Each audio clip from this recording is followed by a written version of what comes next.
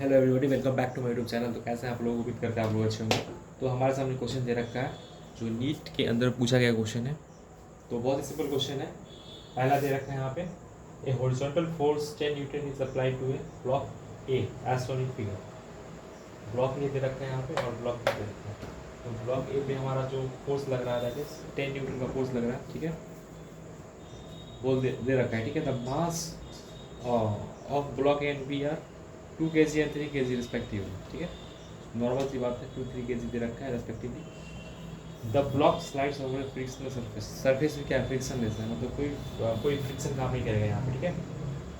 Question बोल रहा है the force exerted by block A on block B is.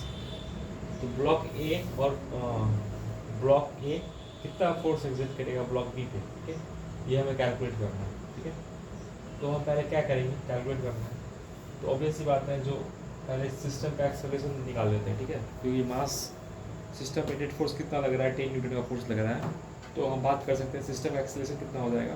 तो सिस्टम का एक्सेलरेशन हो जाएगा हमारा that is F is equal to M A, ठीक है।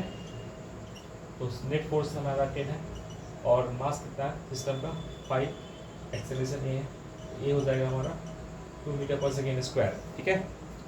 तो हमारा सिस्टम का एक्सेलरेशन कितना चलते। अब हम क्या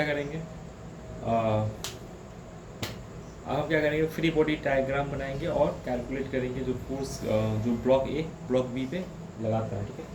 कितना फोर्स लगाएगा। तो पहले बात करेंगे, ये एक नॉर्मल फ्री बॉडी डायग्राम बनाएंगे किसका?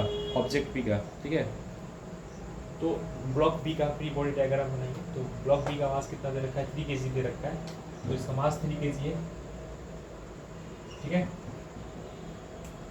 तो mg फोर्स नीचे लगेगा, दैट इज कितना हो जाएगा? 30 हो जाएगा, ठीक है। और ऊपर ये जो सरफेस है ब्लॉक के ऊपर ब्लॉक पे नॉर्मल फोर्स लगाता है, ठीक है।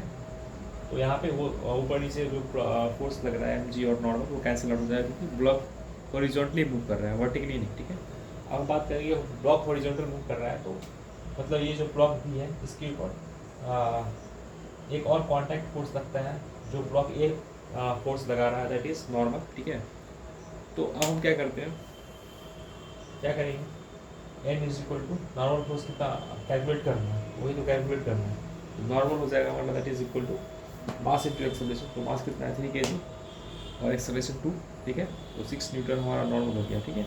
तो हम बोल सकते हैं कि ये जो नॉर्मल फोर्स है ये आया कहाँ से? तो ब्लॉक ए ने ब्लॉक बी पे नॉर्मल फोर्स लगाया, ठीक है।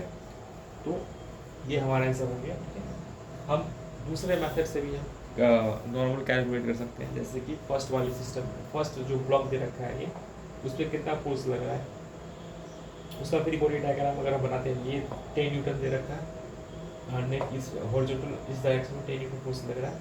तो ब्लॉक ये जो ब्लॉक पे नॉर्मल फोर्स लगाता है, ऑब्वियस सी बात है, तो ब्लॉक बी भी ब्लॉक ए पे नॉर्मल फोर्स लगाएगा, ठीक है।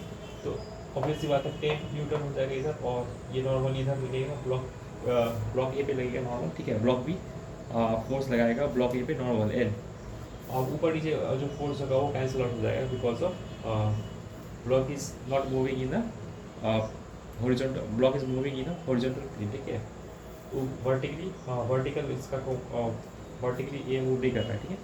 तो हम बोल सकते हैं that is 10 newton minus normal is equal to mass into acceleration. System ये ब्लॉक ये एक्सेलरेशन इधर हो रहा है, कितना हो रहा है? 2 मीटर पर सेकेंड स्क्वायर से हो रहा है, ठीक है। अब हम क्या करेंगे? नॉर्मल कैलकुलेट करेंगे, सॉल्व करेंगे तो 6 आ जाएगा हमारा आंसर। तो इस तरीके से हम सॉल्व कर सकते हैं इसको। तो उम्मीद करते हैं कि आंसर समझ में आया होगा। तो थैंक्स फॉर वॉचिंग। फिर मिलते हैं नेक्स्ट वीडियो में इसी टॉपिक के साथ, नए टॉपिक के साथ। तो नए क्वेश्चन के साथ नए क्वेश्चन को सॉल्व करेंगे। तो अभी के लिए गुड बाय, फिर मिलते हैं नेक्स्ट वीडियो में।